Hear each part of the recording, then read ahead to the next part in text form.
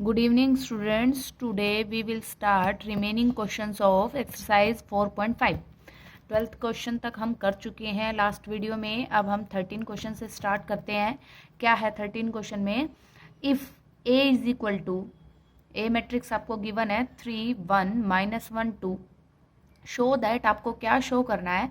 ए square minus 5a plus में 7i is equal to 0. ये जो 0 आपको दिख रही है बेटा, ये डार्क 0 है. डार्क 0 का मतलब है आपको ये सारे एलिमेंट्स, मतलब ये वाली जो चीज़ है ना, ये प्रूव करके दिखानी है कंप्लीटली 0 होनी चाहिए. एंड फाइंड, क्या फाइंड करना है? A inverse. ए दे रखा है, हमें सबसे पहले चाहिए ए स्क्वायर. ए स्क्वायर के लिए हम निकालते हैं ए इंटू ए और ए की मल्टीप्लाई करते हैं, जो कि मैं पहले सिखा चुकी हूँ आपको. मैट्रिक्स मल्टीप्लीकेशन, रो की मल्टीप्लाई कॉलम से. मल्टीप्लाई की हमारे पास ये आ गया. फिर हम करते हैं ए स्क्वायर माइनस 5a प्लस में 7i. ए स्क्वायर की वैल्यू माइनस 5 इंटू ए की वैल्यू प्लस में 7 इंटू आई, मतलब 2/2 ऑर्डर की मैट्रिक्स है तो आई भी 2/2 ऑर्डर का होगा. 1 0 0 1 इज इक्वल टू डार्क 0 का मतलब सारे एलिमेंट आपके 0. फिर ये चीज़ एज इट इज़ 5 को अंदर मल्टीप्लाई किया, 7 को अंदर मल्टीप्लाई किया. ये दोनों माइनस है, पहले इन दोनों को माइनस किया, प्लस में ये चीज़ एज इट इज़, इक्वल में सारे एलिमेंट 0. फिर दोनों को क्या करना है? प्लस. प्लस करने पर लेफ्ट और राइट आपकी क्या आ जाती है? इक्वल. फिर हमने फाइंड करना है ए इनवर्स. ए इनवर्स कैसे फाइंड करेंगे? ए इनवर्स फाइंड करने के दो प्रोसीजर है बेटा. एक तो सिंपल कि आपके पास गिवन ए दे रखा है, ठीक है, ए आपके पास दे रखा है, ए दे रखा है आपको. ए का सबसे पहले आपको चाहिए डिटर्मिनेंट.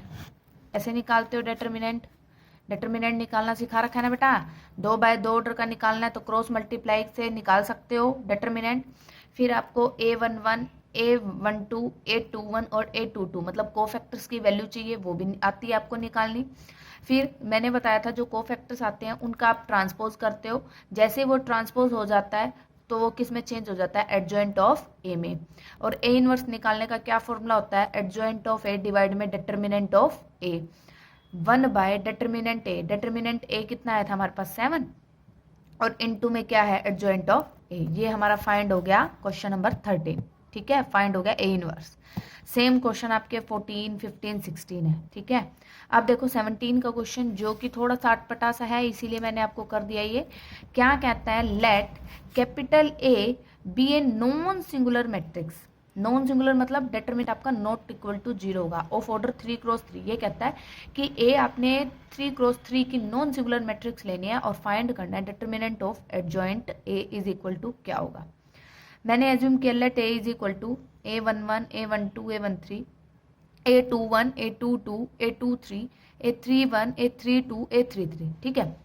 फिर हमने इसके कोफैक्टर निकाले. कोफैक्टर अब जैसे 1 1 के निकालते हैं तो यहाँ से 1 1 यहाँ दिखाई देता है, ये यहाँ, तो ये चारों बच गए ना. इन चारों को लिखने की बजाय इसकी जगह मैंने लिख दिया कैपिटल A11. ऐसे ही capital A12, A13, A21, A22, A23, A31, A32, A33. फिर इसका ट्रांसपोज करते हैं तो हमें एडजॉइंट ए मिल जाता है. फिर हम क्या करते हैं कि एडजॉइंट ए से मल्टीप्लाई करते हैं. ए की एडजॉइंट ए से मल्टीप्लाई मैंने करके दिखा रखे सारी, जो सेम है. जैसे small A11 capital A11, small A12 capital A12, small A13 capital A13. Same elements हैं वो तो आपके एज इट इज रह जाएंगे. बाकी जो डिफरेंट होते हैं जैसे ये है, वो ये सारा कंप्लीट हो जाएगा 0. ये भी 0. यहाँ से सिर्फ एक डायगोनल बचेगा आपके पास. ये भी सेम है, यहाँ से ये देखो ये भी सेम आ रहा है अपने पास, और यहाँ से ये वाला भी सेम आ रहा है. बाकी सारे एलिमेंट आपके क्या हो जाएंगे? 0. ठीक है. फिर उसके बाद देखो अब हमारे पास क्या बचता है. अब जो वैल्यू हमारे वहाँ पे सेम बची थी वो होती है डिटर्मिनेंट ऑफ ए. ठीक है, चाहे आप फाइंड करके देख लेना, आपका डिटर्मिनेंट ए आएगा. ये भी डिटर्मिनेंट ए और ये भी डिटर्मिनेंट ए. फिर हमने ए की एडजॉइंट से मल्टीप्लाई की थी, अब दोनों का डिटर्मिनेंट कर दिया, दोनों को सेपरेट कर दिया. Determinant of A, determinant of adjoint ए. और यहाँ से अब देखो तीनों में से डिटर्मिनेंट ए कॉमन आता है तो ये डिटर्मिनेंट ए का क्यूब बन जाता है. और यहाँ पर डिटर्मिनेंट ए नीचे आ जाएगा तो क्या बन जाएगा? डिटर्मिनेंट ए का स्क्वायर. इसका मतलब डिटर्मिनेंट ऑफ एडजॉइंट ए की वैल्यू क्या आ गई? डिटर्मिनेंट ऑफ ए का स्क्वायर. क्लियर. 18 का क्वेश्चन क्या कहता है? If A is an invertible matrix. A हमारे पास इन्वर्टिबल मैट्रिक्स है ऑफ ऑर्डर 2, 2x2 ऑर्डर की. Then determinant of A inverse is equal to क्या होगा? इन्वर्टिबल मैट्रिक्स है तो मैंने क्या बताया था पीछे में, जब कोई मैट्रिक्स इन्वर्टिबल है दैट मीन्स वो नॉन सिंगुलर होगी, और नॉन सिंगुलर है तो डिटर्मिनेंट नॉट इक्वल टू 0 होगा और ए इनवर्स एग्जिस्ट। ठीक है, फिर दोनों की मल्टीप्लाई, ए की ए इनवर्स से मल्टीप्लाई, ये क्या होती है आई, दोनों का डिटर्मिनेंट कर दिया, और आई का डिटर्मिनेंट हमेशा 1 होता है, ये फिक्स है। इन दोनों को सेपरेट करते हैं, determinant of A inverse is equal to 1। हमें डिटर्मिनेंट ऑफ ए इनवर्स की वैल्यू चाहिए तो ये आ गई 1 बाय डिटर्मिनेंट ऑफ ए। ये तो हो गई हमारी कंप्लीट एक्सरसाइज 5th। अब जो 6th एक्सरसाइज है मोस्ट इंपॉर्टेंट है बेटा, फाइनल एग्जाम्स में 6 मार्क्स का क्वेश्चन 101% इस एक्सरसाइज में से आता है।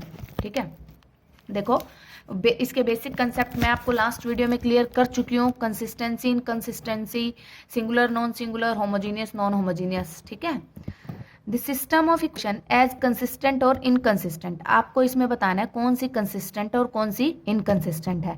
आपके पास यही क्वेश्चन दे रखे हैं। ठीक है, ए है, ए कर लो, मतलब ए क्या हो जाएगा एक्स और वाई के वेरिएबल, कैपिटल एक्स मतलब एक्स और वाई वेरिएबल, सॉरी ए होगा एक्स और वाई जो वेरिएबल है उनके कोफिशिएंट्स, और कैपिटल एक्स होगा एक्स और वाई वेरिएबल हैं जो, और कैपिटल बी होगा जो इक्वल के बाद वाले डिजिट है।